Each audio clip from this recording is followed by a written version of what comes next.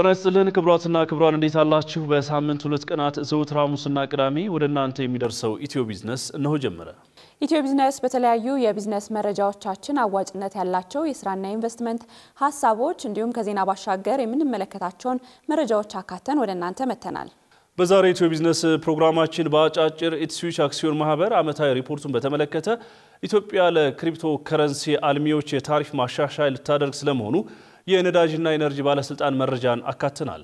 በዝርዝር መረጃችን ጠቅላይ ሚኒስትር ዶክተር አብይ አህመድ የኢኮኖሚ ጉዳዮች ላይ የሰጡት ማብራሪያ የአዲስ አበባ ንግድና ዘርፍ ማህበራት ምክር ቤት የምክክር መርሃ ግብርን አካተን ከናንተ ጋር የምንቆይ ይሆናል። ቃልኪዳን ታደሰና ጥላሁን አያሌው አብረናችኋለን። አብራችሁን ቆዩ።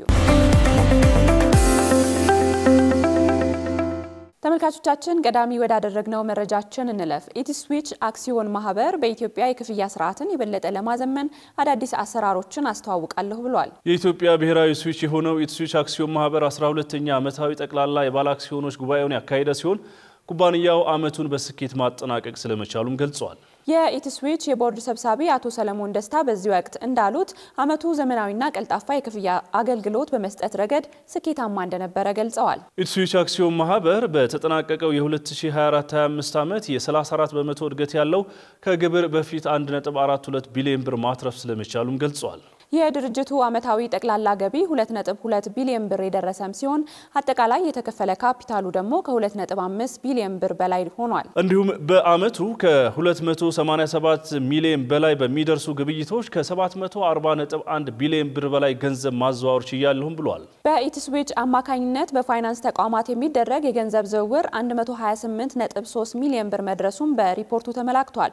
ኢትስዊች አክሲዮን ማህበር በቀጣይ ጊዜያት የኢትዮጵያ የክፍያ ስርዓትን የበለጠ የሚያዘምኑ አዳዲስ አሰራሮችን የተሻሻሉ መሰረተ ልማቶችን እንደሚያስተዋውቅም ገልጿል።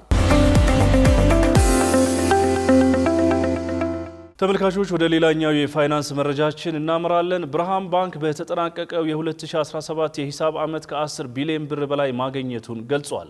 በኢትዮጵያ ከሚገኙ የንግድ ባንኮች መካከል አንዱ የሆነው ብርሃን ባንክ በተጠናቀቀው 2017 ከፍተኛ ስኬት ማስመዝገቡንና በታሪኩ ከፍተኛ የሆነውን የትርፍ ድርሻ ለባለ አክሲዮኖች ማስገኘቱንም ገልጿል። የባንኩ የዳይሬክተሮች ቦርድ ሊቀመንበር አቶ ኤሊጎ ለገሰ እንዳሉት ባንኩ በአመቱ 7.6 ቢሊዮን ብር አዲስ ተቀማጭ ገንዘብ ማሰባሰብ የተቀማጭ ገንዘብ መጠኑን 44.5 ቢሊዮን ብር አድርሷል ነው ያሉት። እንዲሁም ባንኩ በአመቱ ከታክስ በኋላ 2.3 ቢሊዮን ብር ማትረፉን ይፋ ያደረገ ሲሆን የብድር ክምችት መጠኑ ደግሞ 36 ቢሊዮን ብር ሆኗል። በሂሳብ ዓመቱ መጨረሻ የባንኩ አጠቃላይ ገቢ 10.3 ቢሊዮን ብር የደረሰም ሲሆን ይህም ከቀዳሚው ዓመት ጋር ሲነጻጸር የ61.4 በመቶ እድገት ወይንም የ3.9 ቢሊዮን ብር ጭማሪ ያለው ነው ተብሏል። ብርሃን ባንክ በአሁኑ ወቅት በመላ ኢትዮጵያ 2.9 ሚሊዮን ደንበኞች ያሉትም ባንክ ነው።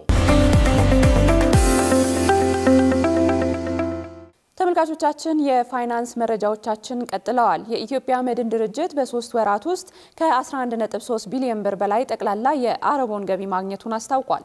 በኢትዮጵያ የመድህን አገልግሎት ግንባር ቀደም የሆነው የኢትዮጵያ መድህን ድርጅት በ2018 የበጀት ዓመት የመጀመሪያ ሩብ ዓመት ከ11.3 ቢሊዮን ብር በላይ ጠቅላላ የአረቦን ገቢ አግኝቻለሁ ነው ያለው። በ3 ወራት የተገኘው ገቢ ከአምናው ተመሳሳይ ወቅት ጋር ሲነጻጸር የ58 በመቶ እድገት ያለው ሲሆን ድርጅቱ ካቀደው አኳያ ደግሞ በ8.5 በመቶ ብልጫ አለው።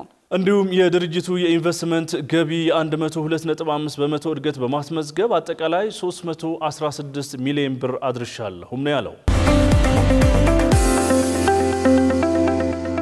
ኢትዮጵያ ለክሪፕቶ ከረንሲ ድርጅቶች የኃይል ሽያጭ ታሪፍ ማሻሻያ ልታደርግ ነው ተብሏል። የኢትዮጵያ ኤሌክትሪክ ኃይል እንዳስታወቀው በክሪፕቶ ከረንሲ ልማት ላይ ለሚሰማሩ ዓለም አቀፍ ኩባንያዎች አዲስ የታሪፍ ማሻሻያ እንደሚያደርግ ገልጿል። ከፍተኛ ጭማሪ እንደተደረገበት የተገለጸው አዲሱ ታሪፍ ከመጪው ታህሳስ 1 ጀምሮ ተግባራዊ ይደረጋል ነው የተባለው። ከዚህ ቀደም በ1 ኪሎዋት 3.14 ሳንቲም የነበረ ሲሆን በአዲሱ ታሪፍ በኪሎዋት ከ5 እስከ 6.5 ሳንቲም ከፍ እንደሚልም ተገልጿል። እንዲሁም አዳዲስ አሰራሮችን የሚያካትት ሲሆን ከፍተኛ የፍጆታ ሰዓት ላይ ለሚጠቀሙ ኩባንያዎች በኪሎዋት እስከ 7.2 ሳንቲም ያስከፍላል። እንዲሁም በአጠቃቀም ሂደታቸው ላይ ቅጣት የሚጥልም ነው። ከዚህ ቀደም የሀገሪቱ የኤሌክትሪክ ኃይል ርካሽ መሆኑን ታሳቢ በማድረግ በርካታ ዓለም አቀፍ የክሪፕቶ ከረንሲ ማይኒንግ ኩባንያዎች በኢትዮጵያ ተሰማርተው እንደነበር የሚታወስ ነው። እንዲሁም በቅርቡ የኢትዮጵያ ኤሌክትሪክ ኃይል ለአዳዲስ አልሚዎች ፈቃድ መስጠት ማቆሙን መግለጹም የሚታወስ ነበር።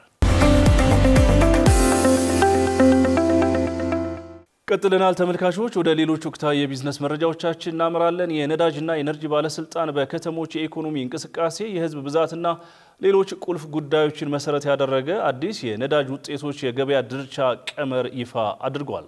ይህ አዲስ ስርዓት በዘርፉ ሲስተዋሉ የነበሩትን እንደ ፍትሃዊ ያልሆነ ስርጭትና ህገወጥ ንግድ የመሳሰሉ ተግዳሮቶችን ለመፍታት ያለመ ሲሆን የሁሉም ከተሞችና ማደያዎች በመጫን ልካቸው ነዳጅ እንዲያገኙ በማስቻል የተረጋጋ አቅርቦትና ግልጽ የገበያ ተደራሽነት ስርዓትን ለመዘርጋት ይረዳል ተብሏል። በአዲሱ ቀመር ከተሞች በ7 ምድቦች የተከፋፈሉ ሲሆን ባለስልጣኑ ለሁሉም ከተሞች በዕለታዊ ደረጃ 9.2 ሚሊዮን ሊትር ነጭ ናፍጣ እንዲሁም 3 ሚሊዮን ሊትር ቤንዚን ለማቅረብ ማቀዱን ገልጿል።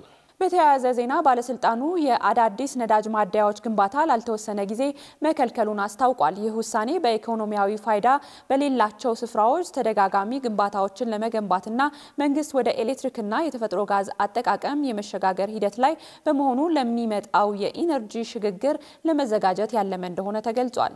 ይሁን እንጂ በሚሊዮኖች ብር ወጪ ያደረጉ የነዳጅ አቅራቢ ኩባንያዎች ውሳኔው የሀብት ብክነት እንደሚፈጥርና የነዳጅ ውጤቶች ግብይት አዋጅ 1363/2017ን የሚጥስ ሊሆን ይችላል በሚል ቅሬታቸውን መግለጻቸውን ሪፖርተር ዘግቧል።